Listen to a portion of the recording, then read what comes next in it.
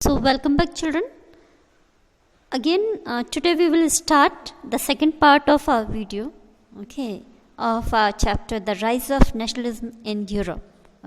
So as you know that in our first chapter we have discussed about the definition of nation, then Frederick Suri's utopian view of nationalism, as well as we have discussed about the French Revolution and idea of nation and Napoleonic Code. Then later on we have discussed about the making of nationalism in Europe. So today now we will discuss about another topics of this particular of chapter. So let's start. So now the next topic is the aristocracy and the new middle class. As you know that aristocracy means एक तरह से कह सकते हैं अभिजात वर्ग या ऐसा संपन्न वर्ग, ऐसा पर्टिकुलर क्लास जिसके पास में बहुत सारे लैंड्स हो, जिसके पास में बहुत सारी ज़मीनें हो. कंपैरेटिवली हम कह सकते हैं कि रिच लोग हैं, एरिस्टोक्रेसी को फॉलो करने वाले या उस पर्टिकुलर ग्रुप को बिलोंग करने वाले. ठीक है, तो इस पर्टिकुलर इसमें क्या क्या चीज़ें हैं, मतलब इस टॉपिक के अंदर हम देखेंगे कि स्पेशली इसमें 2-3 टर्म्स आए हैं. एरिस्टोक्रेसी इट मीन्स ऐसे लोगों का ग्रुप जिनके पास में लैंड था, जिनके पास में ज़मीनें थी. और साथ ही साथ में यहाँ पे फ्रेंच सोसाइटी में हम जैसा कि देख सकते हैं, या यूरोपियन सोसाइटी में हम देख सकते हैं कि वहाँ पे स्पेशली पीजेंट्री क्लास था, जो स्पेसिफिकली हम कह सकते हैं कि मेजॉरिटी ऑफ क्लास था. ठीक है, ज़्यादातर लोग वहाँ पे आपके पीजेंट्री लेवल को बिलोंग करते थे. एंड देन उसके बाद में अगर हम थर्ड उसमें देखते हैं तो ये आपका बाद में आता है 18th सेंचुरी के आसपास में, जब इंडस्ट्रियलाइजेशन स्टार्ट हुआ तो वहाँ पे एक न्यू क्लास कह सकते हैं कि अराइज हुआ, वो था मिडिल क्लास. तो ये मिडिल क्लास कौन सा क्लास है, आपका कह सकते हैं कि ऐसा क्लास जो कह सकते हैं कि जिसको कोई भी प्रिविलेजेस अपने बर्थ के बेसिस पे नहीं मिला. और स्पेशली सारी की सारी चीज़ें वो अपने मेहनत के दम पे कह सकते हैं कि अर्न करते थे. और बेसिकली हम कह सकते हैं कि ये एजुकेटेड ग्रुप था मिडिल क्लास का. और साथ में इन्होंने नेशनलिटी का जो आइडिया था उसको भी पूरे नेशन में एक तरह से कि स्प्रेड किया. तो ये 3 चीज़ें हम यहाँ पे इस पर्टिकुलर उसमें देख सकते हैं. ठीक है, कि सबसे पहले तो वहाँ की सोसाइटी बेसिकली 3 पार्ट्स में हम कह सकते हैं कि डिवाइडेड थी. Aristocracy it means comparatively rich लोग, और जिनके पास में मोस्टली सारे के सारे लैंड्स थे. और अगर हम बात करेंगे पॉपुलेशन की तो पॉपुलेशन इनकी बहुत कम थी. सेकंड आ जाता है जो मेजॉरिटी ऑफ पॉपुलेशन था वो था peasantry level. And then later on वहाँ पे एक तरह से कह सकते हैं कि वो कौन सी आपके पास में आ जाती है, वो आ जाती है आपकी मिडिल क्लास. ये देखिए यहाँ पे भी इंडस्ट्रियलाइजेशन की वजह से बेसिकली हमारे यहाँ पे ये एक न्यू सोशल ग्रुप आया, जो वर्किंग क्लास था. And we used to call it is the middle class. This particular group is middle class group. So now we have seen that under the aristocracy and the new middle class, what we have seen, एक rich लोगों का group, and then peasantry level, and we have discussed about the middle class. Now we will discuss about a specific group. That was the group of liberals. Here it is the second topic. ये दूसरा topic यहाँ पे है. What did liberal nationalism stand for? First of all we will try to understand what is liberalism. Liberalism क्या है? So this particular word is derived from Latin word liber. ये Latin भाषा के लेबर वर्ड से originate हुआ है और इसका मतलब होता है फ्री. इट मीन्स आज़ाद, स्वतंत्र. तो लिबरलिज्म मिडिल बेसिकली हमने देखा कि लगभग लेट 18th सेंचुरी में जब इंडस्ट्रियलाइजेशन आया, उसके बाद में क्या हुआ, एक मिडिल क्लास एक नया ग्रुप उभर के आया. और बेसिकली ये जो मिडिल क्लास के लोग थे, इनके लिए सबसे बड़ी बात थी means they have we can say they originated this particular word. उन लोगों ने इस वर्ड का एक तरह से यूज़ करना भी शुरू किया. Why? Because liberalism stand it stood for the individual and equality for all before the law. Okay, liberalism, it means it stood for the individual freedom as well as we can say equality for all before the law. Okay, ये liberalism ऐसा word था freedom को denote करता था as well as equality. Okay, पूरे law के सामने सारे के सारे लोग, जैसे कि हमारी डेमोक्रेसी में है. Okay, right to equality. ऐसे ही लिबरलिज्म का भी मीनिंग यही था कि ये फ्रीडम को डिनोट करता था, ये इक्वलिटी को भी डिनोट करता था. उसके बाद में ये लिबरलिज्म को फॉलो करने वाले लोग, ओके, बेसिकली एक तरह से इन लोगों का मेन मोटिव क्या था कि ऑटोक्रेसी को ख़त्म करना, क्लाइकल जो प्रिविलेजेस थे या बाय बर्थ जो प्रिविलेजेस थे, ओके, उन सबको ख़त्म करना. ओके, ये इनका एक कह सकते हैं कि मेन एम था. ठीक है, उसके बाद में अगर हम इनकी बात करें तो ये मार्केट में भी इकोनॉमिकल बेसिस पे भी अगर हम देखें तो इकोनॉमिकल बेसिस पर भी ये freedom of the market, okay, abolition of state impose restrictions, कि सारे के सारे लोग जितने भी जो मर्चेंट्स हैं वो एक जगह से दूसरी जगह पे फ्रीली क्या कर सकते थे, अपना कह सकते हैं कि बिजनेस कर सकते थे. कोई भी स्पेसिफिक उनको टैक्सेस बार बार या जो इम्पोज्ड जो टैक्सेस थे वो उनको बार बार पे नहीं करने पड़ेंगे. तो ये सारी चीज़ें इसमें लिबरल्स ने इन सब चीज़ों को प्रमोट किया. ठीक है, ये था कॉन्सेप्ट ऑफ लिबरलिज्म. इसका मतलब कि सब लोगों को फ्रीडम मिले और सब लोग इक्वल हों लॉ के सामने. ठीक है, जितने भी जो मर्चेंट्स हैं उनको भी कह सकते हैं कि एक यूनिफॉर्म सिस्टम के तहत व्यापार करने को मिले. ठीक है, जो कि एक तरह से हमने देखा था, डिस्कस किया था, नेपोलियनिक कोड में भी ये सब चीज़ें इंट्रोड्यूस हुई थी. ओके, और साथ ही साथ जैसे कि हम जानते हैं कि यूरोपियन कंट्रीज़ में पहले कहीं पर भी वोटिंग राइट नहीं था. ओके, लिबरलिज्म को फॉलो करने वाले लोगों ने इस इलेक्शन पैटर्न को या वोटिंग सिस्टम को भी इंट्रोड्यूस किया, बट कह सकते हैं कि ये कंप्लीट वोटिंग राइट नहीं था. यहाँ पे स्पेसिफिक एक लिमिटेड जो क्राइटेरिया वाले लोगों को ही वहाँ पे इलेक्शन में पार्टिसिपेट करने का मौका मिलता था, जिनके पास में स्पेशली प्रॉपर्टी होती थी. ओके, या जो एक स्पेसिफिक इकोनॉमिकल क्लास को बिलोंग करते थे, ऐसे लोग ही इसमें वोट कर सकते थे. तो ये लिबरलिज्म की बात हुई. ओके, एक ऐसा कॉन्सेप्ट जिसमें बेसिकली हम फ्रीडम पर फोकस करते हैं, इक्वलिटी के राइट को फोकस करते हैं, साथ ही साथ एक मार्केटिंग के लिए भी, बिजनेस के लिए भी एक यूनिफॉर्म पैटर्न को भी हम फॉलो करते हैं. ठीक है, और इसमें a constitution and the representative government through the parliament, ये बेसिकली कॉन्स्टिट्यूशन को भी फॉलो करता है. ठीक है, और जो रिप्रेजेंटेटिव थ्रू जो गवर्नमेंट चलती है उसको भी कहीं ना कहीं ये कह सकते हैं कि एंटरटेन करता है. बट टोटली ये डेमोक्रेसी के फेवर में नहीं था, लेकिन फिर भी बाकी जो ग्रुप्स थे उनसे ये अलग था. उसके अलावा एक और कॉन्सेप्ट इसी क्रम में आगे आता है, वो है कंजर्वेटिव्स का. इससे पहले वाले वीडियो में भी हमने थोड़ा सा डिस्कस किया था इसको, कंजर्वेटिज्म.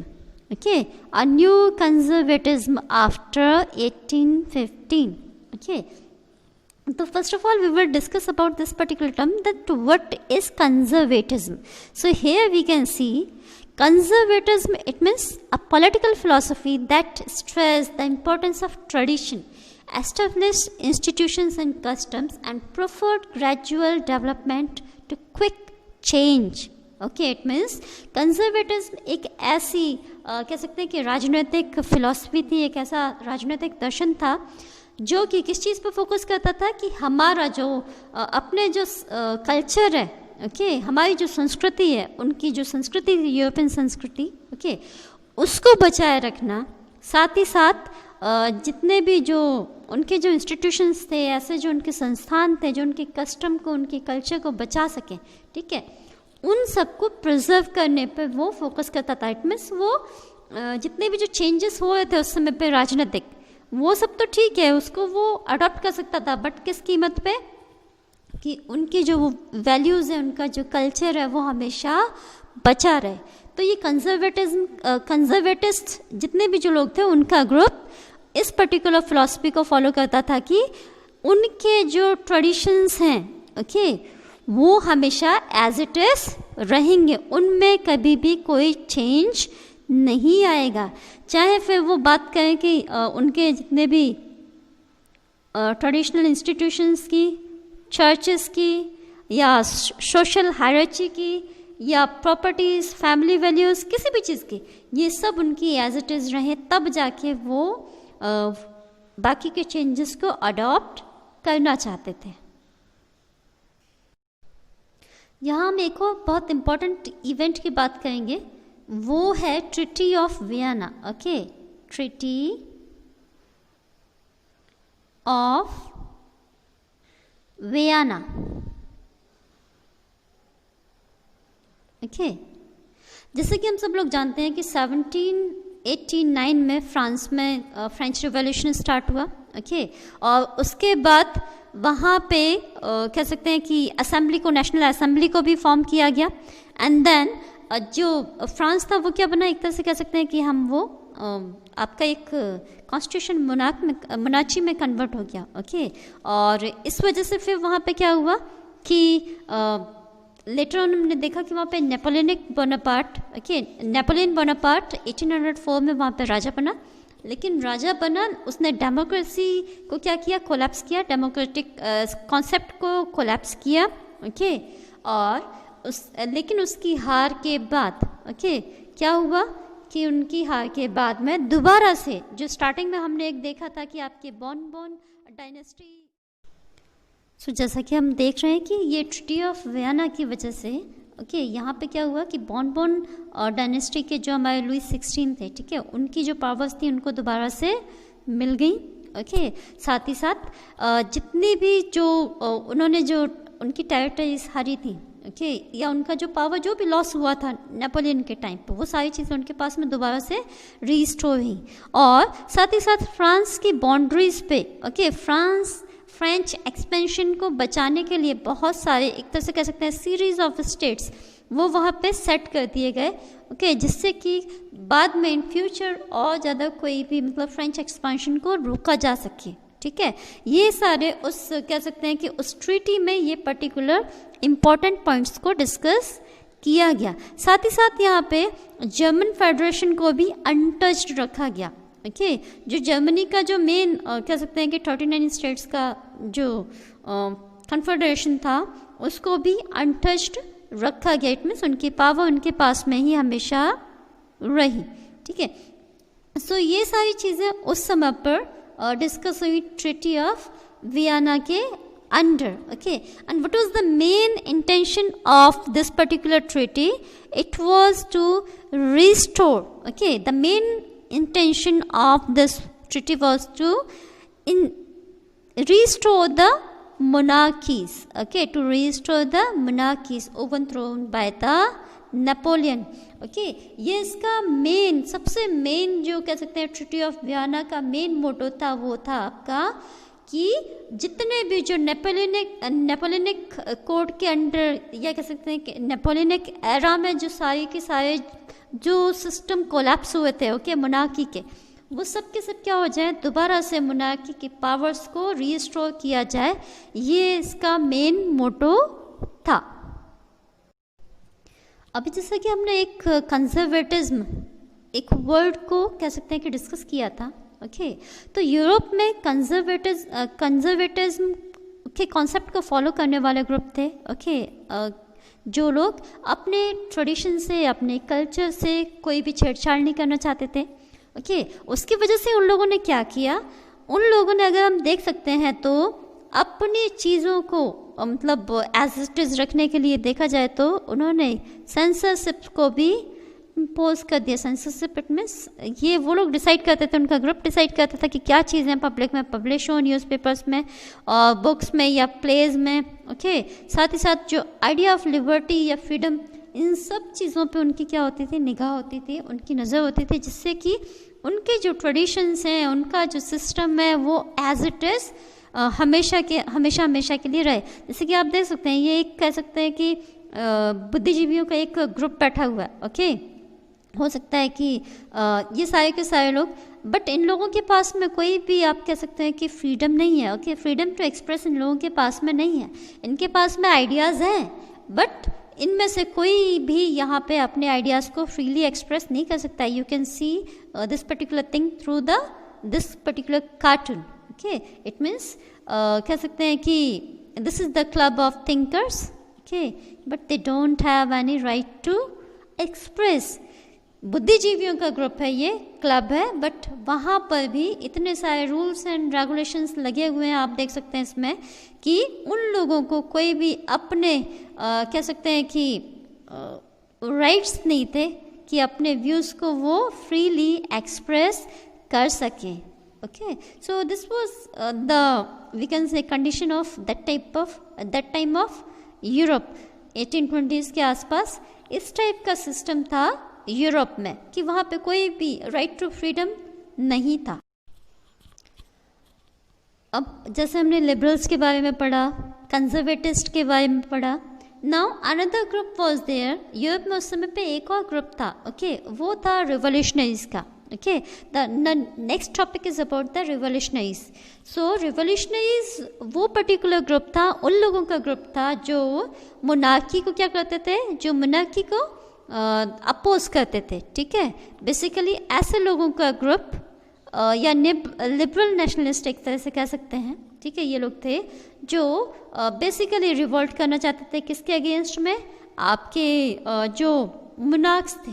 ओके, उनके अगेंस्ट में ये हमेशा रहे. इनका मेन मोटो था कि जो मोनार्की सिस्टम है उसको क्या कर सकें, उसको हटा सके. ठीक है, और यहाँ पे एक सबसे इम्पॉर्टेंट अगर रिवोल्यूशनरी की हम बात करें तो वो उस समय पे थे जोसेफ मैज़नी. ओके, जोसेफ मैज़नी जो कि जेनियो में 1807 में पैदा हुए. ओके, और साथ ही साथ में ये कह सकते हैं कि इन्होंने बड़ी यंग एज में, at the age of 24 itself, okay, उन्होंने बहुत इम्पोर्टेंट रोल प्ले किया यूरोप में. कह सकते हैं कि उसको नेशनलिज्म की तरफ ले जाने में. ओके, कह सकते हैं कि वो एक ही became the member of a secret society of Carbonari. Okay, as well as he founded Young Italy in Marseille, Young Europe in Berne. So here we can see the description about this particular fellow. Okay, like he founded more than 2 underground societies, Young Italy, okay, Messiahs, as well as Young Europe. Okay, these two things, these two parties he established. Okay, साथ ही साथ में he believed in unification of Italy into a republic. Okay, जैसा कि हम जानते हैं कि nationalism से पहले चाहे वो फ्रांस हो या इटली हो या जर्मनी हो, ये सारे के सारी जो कंट्रीज़ थी, ओके, ये किस में थी? ये एक तरह से स्टेट्स में डिवाइडेड थी या एम्पायर्स की फॉर्म में थी. बट यहाँ पे जोसेफ मैज़नी ने इसने सबसे पहले नेशनलिज्म के कॉन्सेप्ट को एक तरह से कह सकते हैं कि इंट्रोड्यूस किया कि हम रियासत, जैसे हमारे यहाँ पे राजाओं की रियासत होती थी छोटी छोटी, तो उसने वो अलग अलग स्टेट्स को फॉलो ना करके वो किसके फेवर में था? वो नेशनलिज्म के या रिपब्लिक बनाने की फेवर में था. जैसे हमारे इंडिया में अगर हम देखें तो हमारे यहाँ पे एक ही नाम हमको सबसे ज़्यादा ध्यान आता है, दैट इज़ वी कैन से सरदार वल्लभ भाई पटेल, जिनको हम इंडिया का लौह पुरुष भी बोलते हैं, जिन्होंने 550 से ज़्यादा रियासतों को एक करके इंडियन रिपब्लिक बनाया. ओके, ऐसे ही यहाँ पे जोसेफ मैज़नी थे जिन्होंने इटली का यूनिफिकेशन करने में या नेशनलिज्म, उसको नेशन बनाने में बहुत ज़्यादा इम्पॉर्टेंट रोल प्ले किया.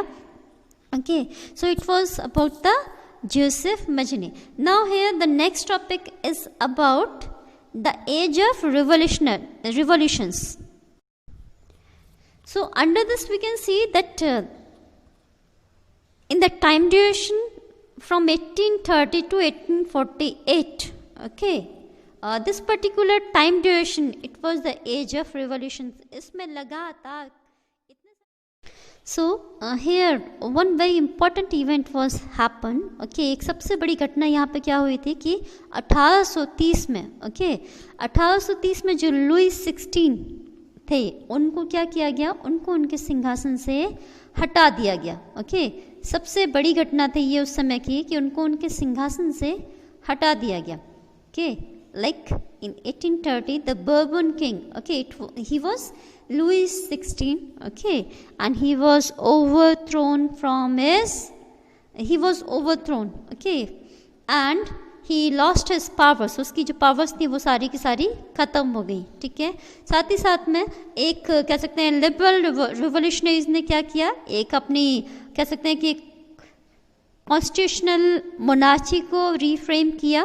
ओके, और उसके साथ ही जितने भी अपने जो रिवोल्यूशनरी थे, लिबरल रिवोल्यूशनरीज थे, उन्होंने कॉन्स्टिट्यूशन मोनार्की को इस्टेब्लिश किया।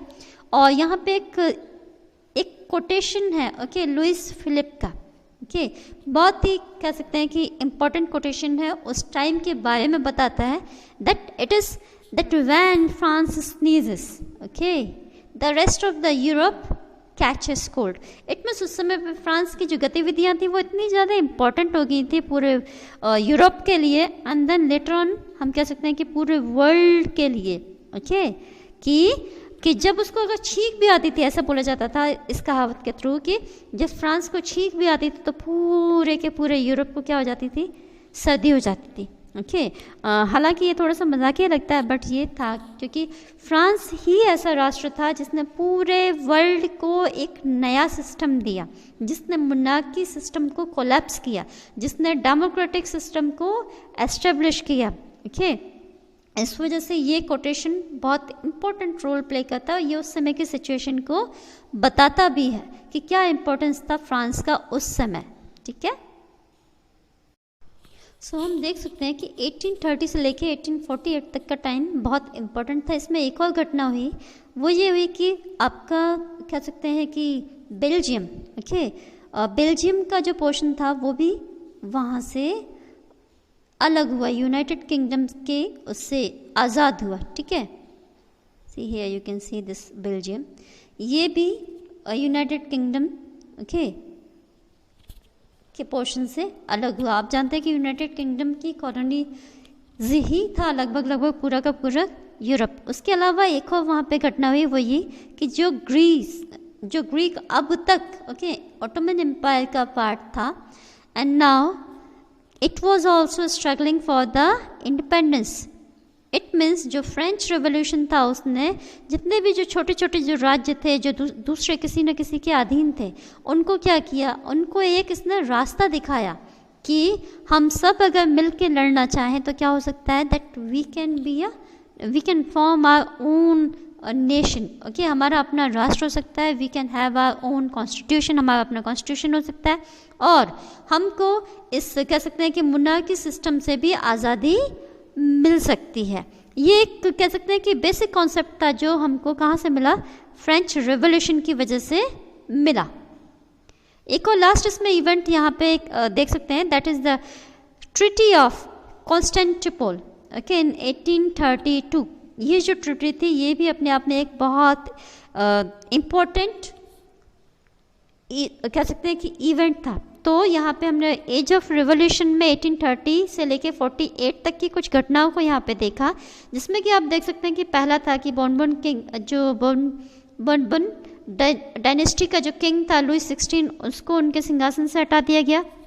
बेल्जियम भी कॉलोनाइजेशन से आज़ाद हो गया। साथ ही साथ में अगर हम देखें ग्रीस जो अब तक की ऑटोमन एम्पायर का पार्ट था, वो भी क्या हुआ, वो फ्रीडम के लिए अब स्ट्रगल के लिए वो भी तैयारियां कर रहा था।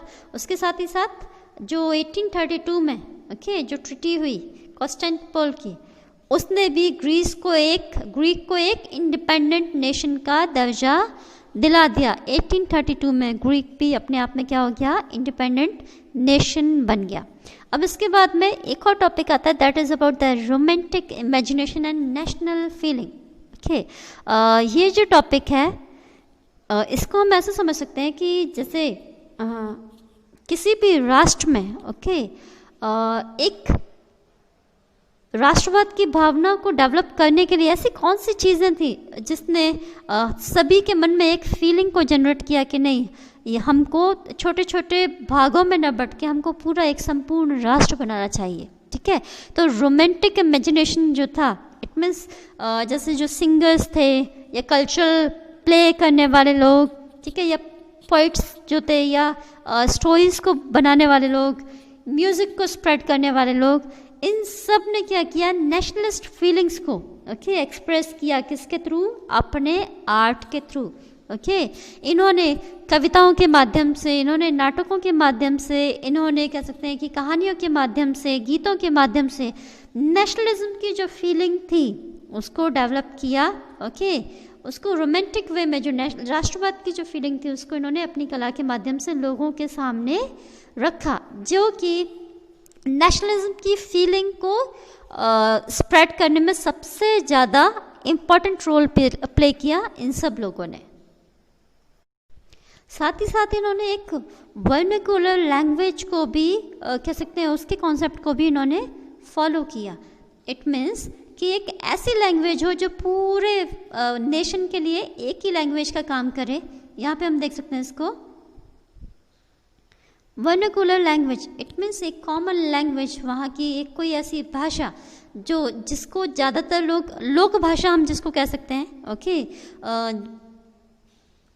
जो जैसे हमारे यहाँ पे बोलियाँ कही जाती हैं, उस टाइप की ऐसी लैंग्वेज जो जनमानस समझ सके, जो कॉमन मैन समझ सके। साथ ही साथ लोकल फोकलोर्स, जो लोगों के बीच में जो गाने वगैरह या वहाँ के जो आम भाषा में, लोक भाषा में जो रचनाएं लिखी जाती हैं या गाई जाती हैं, उन सब पे फोकस किया गया इस पर्टिकुलर प्रोसेस में। तो ये क्यों था, जिससे कि लोगों के, कॉमन लोगों को भी नेशनलिज्म की फीलिंग से कनेक्ट किया जा सके। जैसे चाहे आपके फोक डांसेस थे या फोक सॉन्ग्स थे, इन सब को इस चीज़ का हिस्सा बनाया गया, जिससे कि नेशनलिज्म की फीलिंग को ज़्यादा से ज़्यादा एरियाज तक फैलाया जा सके। ये जो लोग थे, जितने भी, चाहे romantic artist focus on to create a sense of a shared collective heritage, a common cultural past, and on the basis of a nation. It means उन लोगों ने लोगों को अलग अलग ना बांट के, उन्होंने ऐसी धारणाओं को के ऊपर फोकस किया जिससे कि लोगों में एक कलेक्टिवनेस की फीलिंग आए, जिसमें उनको अपना कलेक्टिव इतिहास दिखे, उनको अपनी विरासत दिखे, जिसमें उनको अपनी कलेक्टिव संस्कृति के बारे में पता चले, कि है ना। जैसे हम नेशन की जब डेफिनेशन पढ़ रहे थे तब भी हमने इन सब चीज़ों को डिस्कस किया था कि नेशन एक ऐसा भूभाग है जहाँ पे लोगों का एक जैसा कल्चर है, जहाँ पे लोगों का एक जैसा खान पान है, लगभग एक जैसी भाषाएं हैं, एक जैसी विरासत है। तो इसी तरीके से इसी चीज़ पर फोकस किया किसने, ये रोमांटिक आर्टिस्ट जितने भी थे, उन लोगों ने इसी फीलिंग को प्रमोट किया अपनी आर्ट के थ्रू।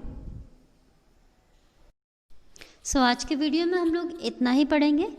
नेक्स्ट पोर्शन इसका, जो बाकी का जो पोर्शन है वो हम नेक्स्ट वीडियो में पढ़ेंगे। तब तक आप चैप्टर को पढ़िए, वीडियो भी देखिए, और जो भी प्रॉब्लम्स हैं उनको कमेंट में बताइए। Thank you, have a nice day.